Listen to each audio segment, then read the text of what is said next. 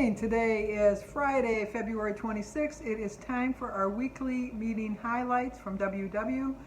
The weekly technique is what they're calling it this year. And today's topic is non-scale victories. So let's start off by seeing how I did this week. I started on Ash Wednesday. I have been 100% faithful. 100%. So let's see how I did.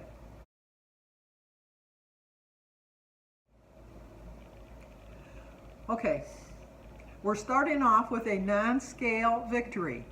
Some people might look at that and say, well, Sandy, I thought you just said that you were 100% on plan, and you lost 0.8. Yes, I was 100% on plan, and I'm very happy to say that I lost 0.8. If you watched me last week, you know I was very excited that I only had a gain of 0.2. because I really, in my heart of hearts, knew it should have been more. And this just proves that your body just decides when it's going to let the weight go and when it's going to hang on to it and when it's going to trick you. I could have very easily been fooled into thinking, you know what, I ate really unhealthy the week before and I only gained 0.2. Why do I want to be on a diet? Why do I want to be watching what I eat? Well, because the scale showed me this week that just because you didn't have as much as you thought you were supposed to gain last week, you should have had a bigger loss this week. But you know what? I had to take some of it back because I had to make up for the gain that you had last week that I didn't really show you. So my non-scale victory is I woke up after I weighed myself with a really good attitude because I was really thinking in my mind, where else would you think, obviously, but I was really thinking that I was going to have a 2-pound loss. I thought, you know what, you've been on this 100%. You averaged between 25 and 28 points because I'm on the green plan. You didn't use not one of your weeklies. You did get a little bit of exercise, not a lot, but a little bit more than you did the week before. You're going to have a 2-pound loss, easily a 2-pound loss. And when I got on the scale and saw the 0.8, I will admit, my first reaction was, 0.8? What? But then I remembered last week when I went 0.2, yeah. So it all comes back. And my non-scale victory is my attitude. My attitude is I could have very easily just said, you know what? Why do I want to eat that way? Well, first of all, I want to eat that way because I felt really good this week. I slept really well. And I just felt very proud of myself. And those are just 3 good reasons right there that you want to stay on a plan. And so that's what I do. So I've lost, I was 215.8 this morning. I've lost 0.8 for a total loss of 88.4. So I'm still about 7 pounds from my best loss. But you know what? I'll get there a little bit at a time. I will get there. And as long as I continue with my attitude and feel as good as I do feel right now, I know I'll be successful. So at least through Lent. And I'm hoping that by the end of Lent, I have established a new routine that I can get back into losing my weight again and get back on a steady stream of losing weight. Enough of that. So today's weekly technique is on non-scale victories. Progress not related to the number on the scale helps us to see the bigger picture and stay inspired. I see progress in me. I see that I had a whole week of eating healthy, not feeling deprived, and I think my biggest non-scale victory is staying on this plan, which is the longest diet I've ever been on in my life. And let's face it, anything that you do as far as your eating is considered a diet. You can make it I'm on a diet, or this is my diet, and this is the way I'm going. This is my diet. I'm not saying I'm on a diet because I'm not. This is the way I want to eat the rest of my life. I want to have my little indulgences, which I have. Went a little overboard in December, I will admit, but I learned from it, and my non-scale victory for that is it only took me 1 month to realize, no, you're going to get back up to over 300 pounds if you keep this attitude. So I reined it in. I've done a little bit better. I didn't do as well as I would have liked in January, but February so far I'm doing pretty good. So that's my non-scale victory. It says, try this. If the scale didn't exist, how would you measure your progress? I always say, I am as guilty as the next person is. I rely on that number on the scale, and I don't know why. I should judge it on how my clothes fit, how well I'm feeling, how well I'm sleeping. You know, just my skin. My skin feels so much moister. Oh, that's a word. I know my kids hate that word, moist. Anyway, it's not as dry. You know, as you get older, your skin gets dry. Anyhow, I am not a makeup person. I don't use face creams or, I don't even use sunscreen, which I know I should, but I don't like putting oils and stuff on my body. But I find that the more water I drink, that my body is hydrating myself, like the right way with the water. And so I just think that I should reflect my progress on how I'm feeling more than what the number is. If I didn't tell you how much I weighed, you wouldn't know. You could guess, like the guy in the circus that guesses your weight. I don't know how they do that, but they usually do pretty well with that. There must be like a secret scale, like where you're standing, and then they can see it somewhere, and then before you get on the actual scale, so they got a general idea. Like a invisible scale. I don't know. I always think I'm a big conspiracy thinker. I really am. But anyway, spend a few minutes reflecting on your journey and the changes you've made off the scale. I've learned how to make a healthy donut. I'll be honest, it's not as tasty as a real donut. If anybody tells you that, I wish I had their taste buds because I'm not saying that, like I make an apple cinnamon donut that's really, really good, but is it like a cider mill apple cider donut? No. I can't even tell you it's even close. It's passable, but it solves my problem of wanting to have a donut and within reasonable points. And so I do enjoy it. Weight Watchers a couple weeks ago did a strawberry lemon donut, which I am going to try making, but I still have the apple cinnamon donuts. What I do is I make a dozen of them and then I put them in the freezer, and then I take them out one at a time how I want to eat them as a treat, not as a cheat, as a treat. And it seems to be working for me.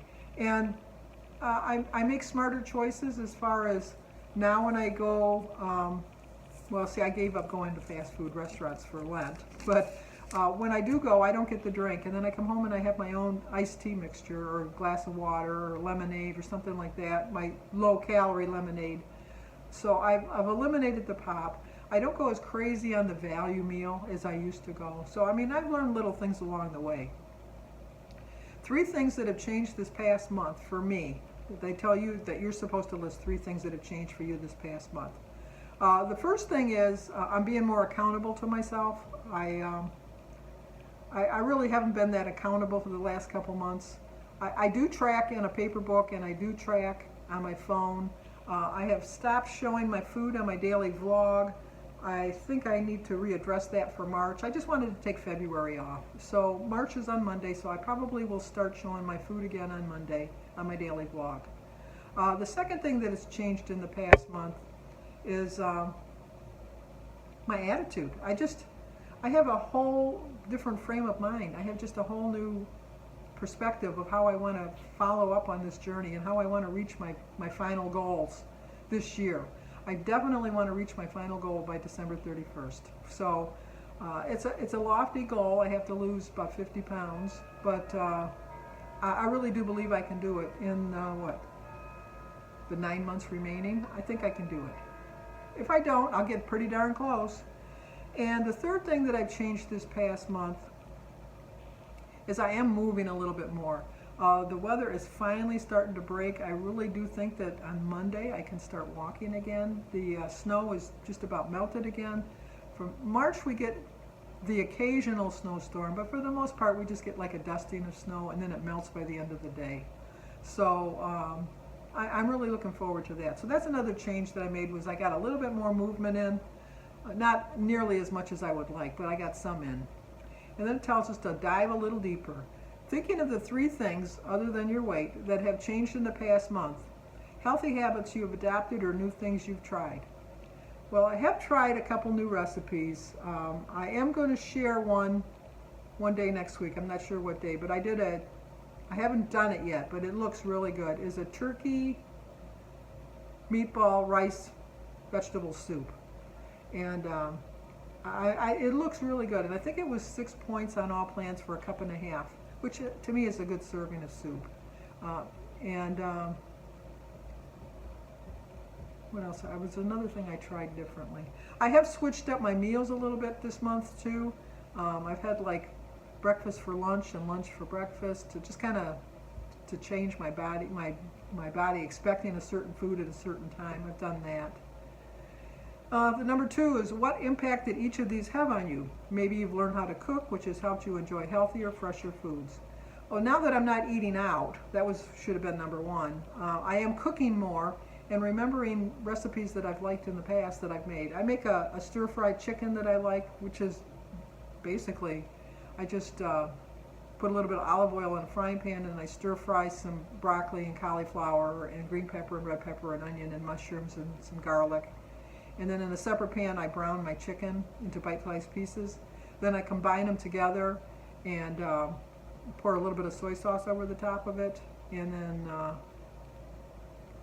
just serve it on a plate. Sometimes I put it over rice. Nutstop sent me some brown rice. It's delicious. I think it's 6 points. I forget. I have it written down. I don't eat it that often, so I don't remember exactly how many points it is. But I just serve it over a little bit of rice.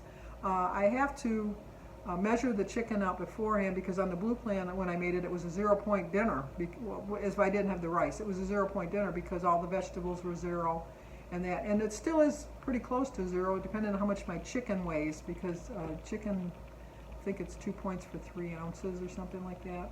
But you got to measure out the chicken. But that's fine with me. I don't have a problem with that. Number 3, reflect on the big picture. How does it feel celebrating these non-scale victories? How is that different from when you only focus on the scale? I think that I feel pretty proud of myself that I've stayed on this plan for 4 years, which is a non-scale victory for me because this is the longest I've ever been on any kind of a plan. And also, I just feel so much better eating healthy. I know that when I have that occasional sweet, like the ice cream or the donut or the King Don or a cupcake or a piece of cake or a brownie, that it's going to set me off. But my non-scale victory is it doesn't set me off as badly as it has in the past. So I have the knowledge that it's going to set me off, so I'm prepared for it to have an alternative handy for when I'm kind of going into that sugar craze or that brownie craze or whatever it is, craze that I'm going to go into. And number 4, decide how you remind yourself to pay attention to your non-scale victories on your journey forward. What I like to do on my non-scale victories is to reward myself with something. Jim had a friend over yesterday and he was taken back by all the clocks I have in my house. So Jim said, no more clocks. When people start noticing now, that's because, like I said, I have like 37 clocks in my house. I have like 12 watches. I don't know, I've just got too many. But I like to reward myself with things. I can't possibly buy another pair of socks, but I love buying socks. I think it reminds me of my mother. My mother used to just like sit in a chair and then she'd jump up and say, I gotta go to Kresge's, which is the 5 and Dime, which is the Ben Franklin in some places, or the Penny Hen or something like that. But so and then she'd come back with a pair of socks. She just had to get out of the house. She just had to be moving. So I don't know. Every time I buy a pair of socks, it just brings back a good memory of my mother. I have so many socks in my sock drawer that I can't hardly close my sock drawer. So I really do need to thin it out. But I need to figure out what I want to do for a non-scale victory. I have enough clothes that fit me right now, but summer's coming, and I hope to be in a smaller size again. We'll see how that works. And then the little fact is, did you know 82% of WW Success Registry members reported that thinking about their past successes helped them get back on track most of the time, or always when they regained weight? Definitely for me. When I think about my success, it always helps me get back on track because I don't want to put in all this work for nothing. And I definitely never want to get back over 300 pounds again. So I got to rein it in. The recipe is for Greek turkey meatballs. I'm going to include the recipe. I might try this, but I'm going to take the shortcut and buy the turkey meatballs myself. I have to read the recipe a little bit better. Maybe you got to incorporate all the ingredients into the meatball itself, so that'll kind of, let me see. Let me look real quick to see, because I just saw that it was Greek turkey meatballs, and I saw that the first thing they told you to do was to form the meatball, but then I didn't really pay attention to the ingredients. Maybe the ingredients are what brings the meatball together, and then I might have to change up my plan, so we'll see.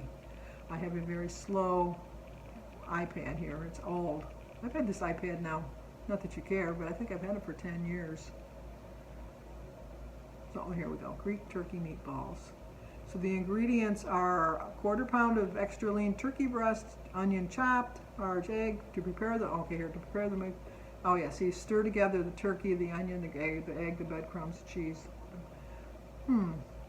Well, you know what I might do is just do all of this stuff itself and then roll my own meatballs. There you go, roll into the mixture. I've never heard of pecorino romano. Pecorino romano. It's got to be like a Parmesan, I guess. Yeah, I think I might try this one too. I might do this one next week too. We'll see. You never know with Sandy. You just never know. But it looks easy enough, and it is, what did I say, 6 points on, or no, it's 2 points, 3 points on the green, 2 points on the blue, and 2 points on the purple.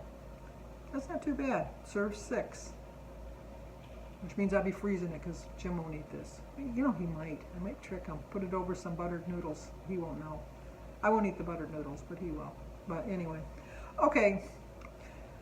Thank you for watching. If you're new to my channel, please subscribe, leave a comment, hit that like button, share it if you think somebody might like to see it. Once again, I lost 0.8. I'm very happy with that. So I have 88.4 loss. As always, stay safe, and if you think somebody might like this, share it with them. And if you try the recipe, let me know. Talk to you guys next week, or I'll see you on my daily vlog.